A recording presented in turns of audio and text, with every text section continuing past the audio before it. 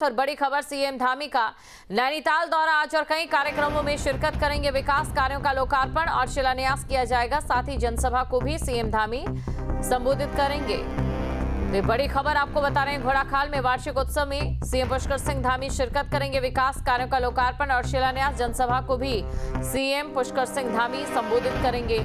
ये बड़ी खबर। तो सीएम धामी का नैनीताल का दौरा आज रहने वाला है और कई कार्यक्रमों में सीएम पुष्कर सिंह धामी शिरकत करेंगे। इसके साथ ही कई विकास की परियोजनाओं की सौगात जो है आज सीएम पुष्कर सिंह धामी लोकार्पण और शिलान्यास के जरिए लोगों को देने वाले हैं।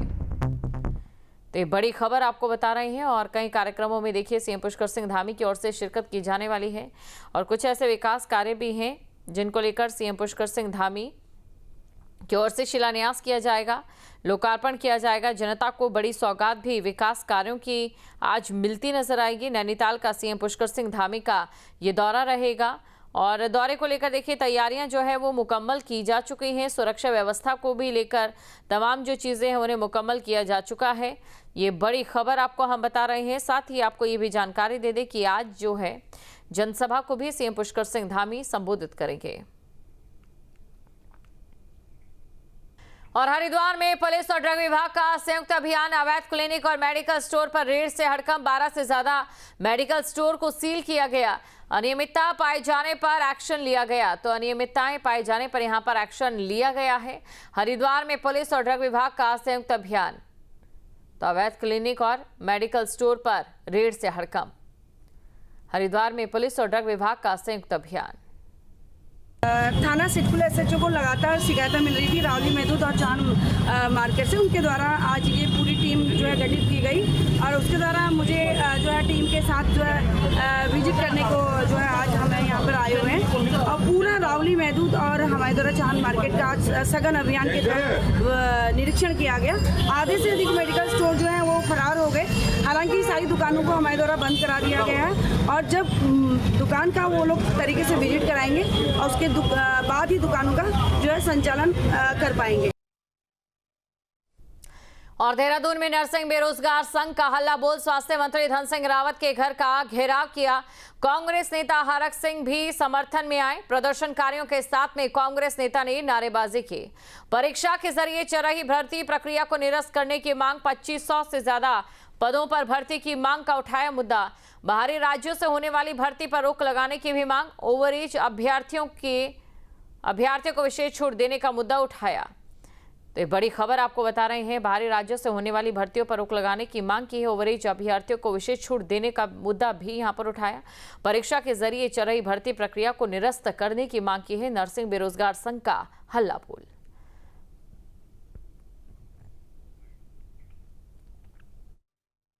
नर्सिंग की जो भर्ती करने का सरकार ने निर्णय लिया वो बिल्कुल गैर जिम्मेदाराना निर्णय है, क्योंकि अब जब तक आप ईयर वाइज कर रहे थे और अचानक आपने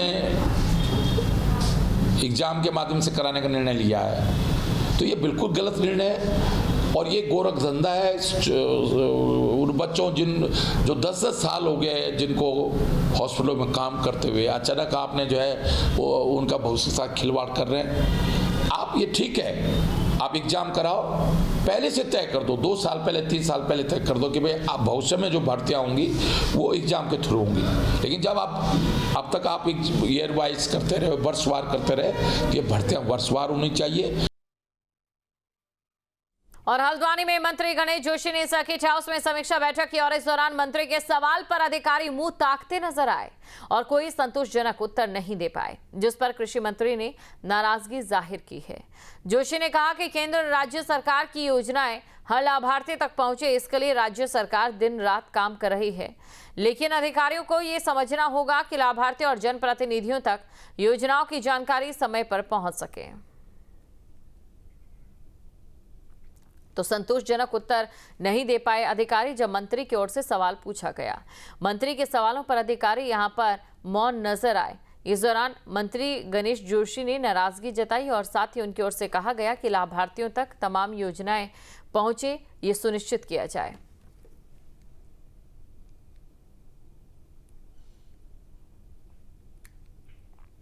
चाहे प्रदेश की धामी सरकार हो जनता की सरकार जनता के द्वार इस नारे को लेकर काम कर रही है। माननीय मुख्यमंत्री जी खुद आपने देखा होगा हर क्षेत्र में पहुंच रहे हैं। जितने विधायक मंत्री हैं सब अपने क्षेत्रों में जा रहे हैं। मैं भी लगभग 8 जिलों का दौरा मैंने किया है और अपने विभागों की समीक्षा मैंने की है, क्योंकि आज जो हमारे यहाँ की जलवायु है, हमारा जो मिलेट्स है पूरे देश में सबसे सर्वोत्तम है। जब मिलेट्स इंस्टीट्यूट हैदराबाद ने उसकी टेस्टिंग की तो सबसे बेहतर पाया गया। इसकी जहाँ इकनॉमी बढ़ेगी वो यहाँ इस प्रदेश की इकनॉमी को बढ़ाने में इस फील्ड का बहुत बड़ा योगदान होगा। अल्मोड़ा में मंत्री गणेश जोशी ने सखी 66 विभागों की विस्तृत समीक्षा बैठक की और बैठक में उन्होंने कृषि, उद्यान, सैनिक कल्याण और ग्राम्य विकास विभागों की योजनाओं की प्रगति के बारे में जानकारी ली। समीक्षा के दौरान कई अधिकारी बिना आवश्यक आंकड़ों के उपस्थित हुए, जिस पर कैबिनेट मंत्री ने कड़ी नाराजगी जताई। उन्होंने स्पष्ट निर्देश दिए कि अगली बैठक में सभी अधिकारी पूरे तथ्य और आंकड़ों के साथ उपस्थित रहे। कई विभागों की प्रगति से मैं संतुष्ट नहीं हूँ, क्योंकि विभाग के अधिकारी आंकड़ों के साथ यहाँ पर नहीं आए हैं। मैंने उनसे कहा कि भविष्य में जब आप बैठक में आए पूरी तैयारी के साथ आए, क्योंकि आज जितनी भी चाहे भारत सरकार की हों चाहे प्रदेश सरकार की योजनाएं हैं वो सीधे आम जनमानस तक अगर पहुँचे तो हम कृषि व उद्यान से इस प्रदेश की आर्थिकी को हम बदल सकते हैं। आज हम मिलेट्स के लिए पॉलिसी लेकर आए हैं, उसमें 80% सब्सिडी देते हैं। हम कीवी के लिए पॉलिसी लाए हैं, उसमें हम सब्सिडी देते हैं। हम ड्रैगन फ्रूट के लिए सब्सिडी लाए हैं, हम एप्पल के लिए सब्सिडी लाए हैं। उधम सिंह नगर के कुंडा थाने में माननीय न्यायालय के निर्देश पर एडीएम, एसडीएम और पुलिस अधिकारी की मौजूदगी में 19 दोपहिया वाहनों की नीलामी प्रक्रिया की गई, जिसमें इन वाहनों की अनुमानित कीमत 86,300 रुपए तक रखी गई। इस दौरान बोली प्रक्रिया में उपस्थित एआरटीओ नंदन आर्य ने बताया कि नीलामी प्रक्रिया में उन वाहनों के लगभग 97,000 में बोली के उपरांत बोलीदाताओं को सौंपा जा रहा है। मोटर वाहन अधिनियम की विभिन्न विभागों में कुल 19 वाहन निरुद्ध थे, जिनको माननीय न्यायालय के आदेश से आज नीलामी की प्रक्रिया आयोजित की गई है। नीलामी में हमारी 3 मेंबर्स की कमेटी थी। एडीएम साहब हैं, एआरटीओ साहब और आपके सीओ साहब। तो काफ़ी लोगों ने नीलामी में पार्टिसिपेट किया है। इन 19 बाइक्स का जो वैल्यूएशन रखा गया था 86,300 रखा गया था और सभी बोलीदाताओं द्वारा बोली लगाई गई और 97,000 में विभिन्न लॉटों के माध्यम से नीलामी प्रक्रिया पूर्ण करने के उपरांत 97,000 में 19 बाइकें जो है नीलामी। आपके मोबाइल पर तुरंत आएगी ब्रेकिंग न्यूज। स्क्रीन पर सबसे पहले दिखेगी बड़ी खबर। देश दुनिया की हर खबर एक जगह। अब आपके मोबाइल पर तुरंत फटाफट इंस्टॉल कीजिए न्यूज नेशन ऐप और रखिए खुद को अपडेट।